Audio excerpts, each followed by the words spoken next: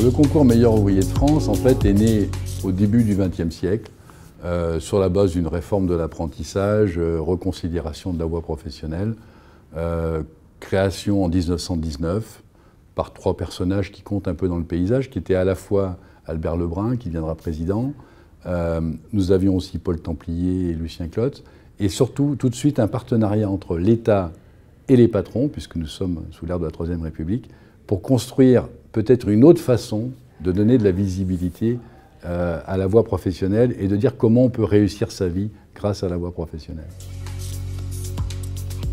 Alors, on dit toujours qu'il y a plus de 200 métiers, mais il y a pratiquement 250 métiers et spécialisations. Ces métiers vont des plus connus, ou en tout cas des plus médiatisés, que sont d'un côté les métiers de bouche, plus particulièrement la cuisine, tous les métiers de l'alimentation qu'on voit beaucoup à la télé, les métiers d'art dont on parle aussi assez facilement, et puis vous avez une palette de métiers qui sont plus importants, que sont les métiers, nous avons tous les métiers du bâtiment, tous les métiers de la métallurgie et de l'industrie, et tous les métiers des services. Donc ça va de la gouvernante au mécanicien aéronautique, en passant par l'ébéniste, le menuisier, le charpentier et bien d'autres, les maçons. Enfin voilà, je ne peux pas tous les citer, sinon on ne va pas y arriver.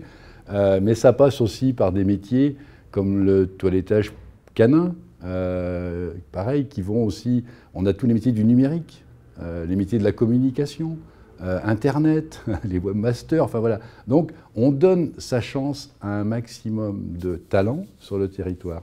Et ça s'adresse à qui? 4 catégories socio-professionnelles, si je puis les citer ainsi. Vous avez d'un côté, d'abord et avant tout, pour 40%, les salariés d'entreprise. On oublie trop souvent que, on parle beaucoup d'artisanat, mais ça s'adresse pour 40% à des salariés d'entreprise, 40% à des artisans et indépendants, et 20% que sont principalement les formateurs. Donc on s'intéresse à ces 4 catégories socio-professionnelles. Est-ce qu'on peut qualifier le concours d'une excellence à la française? Oui. Mais j'ai envie de rajouter quand même un petit point. C'est l'excellence des savoir-faire à la française. Et j'aurais aussi insisté sur le fait que c'est l'excellence des savoir-faire, mais pas uniquement le savoir-faire de la main. Nous travaillons autant le côté matériel qu'immatériel du savoir-faire. C'est ça qui est intéressant dans notre approche et qui sûrement est très post-moderne aujourd'hui, de permettre à un individu qui devient une personne, quelque part dans la société, me semble être très post-moderne. J'aurais d'ailleurs dire un point là-dessus, sur ce qu'on appelle l'excellence à la française. C'est que nos talents, que j'ai cités tout à l'heure, sont des gens qui ne font jamais que leur travail.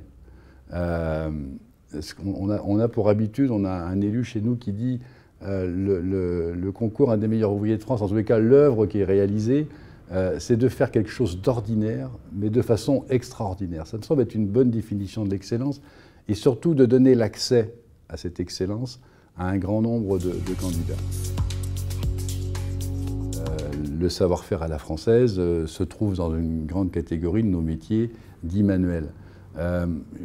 J'aurais envie quand même de dire que les métiers manuels me semblent, enfin en tout cas la notion de métier manuel me semble un peu restrictif, comme d'ailleurs quand on parle un peu d'intelligence de la main, ça ne peut pas être que l'intelligence de la main qui fait grandir un individu, et il suffit de regarder nos candidats travailler. Quand on les regarde travailler, ils ont entre 30 et 40% de leur temps, c'est de la recherche, c'est de la conception, c'est de l'innovation, c'est de la création. Donc ça veut dire qu'à un moment donné, ils ne font pas travailler que leurs mains. Il faut qu'à un moment donné, il se passe quelque chose aussi un peu là-haut. Donc tout ça, c'est quand même, au-delà du métier manuel, je crois qu'on fait surtout rayonner les savoir-faire à la française, et que dans ces savoir-faire à la française, bien sûr, il y a des métiers manuels. Mais je crains que ça puisse être quelque chose de... Enfin, en tous les cas, au XXIe siècle, parler que de métiers manuels me semble un peu restrictif. Le rôle que peut jouer le Crédit Agricole en tant que partenaire, pour nous, il est double ou triple. Vous savez, notre concours a été très longtemps une organisation uniquement basée sur les services publics. Il nous fallait trouver des partenaires privés. Et ce premier partenariat, tout compte fait, parce qu'il faut le dire comme ça, ce premier partenariat privé un peu soutenu, de le faire avec le Crédit Agricole, ça répond au deuxième point pour nous qui est l'ancrage en territoire. Voilà. Le concours Un des meilleurs ouvriers de France souffre d'une image qui est, quand on fait un petit peu de micro-trottoir, soit dans les métiers de bouche, soit à la Sorbonne pour la remise des médailles, soit à l'Élysée, la poignée de main avec le président de la République. Et c'est pas que ça, le concours meilleur ouvrier de France. Le concours meilleur ouvrier de France, c'est de mettre en avant les talents du territoire.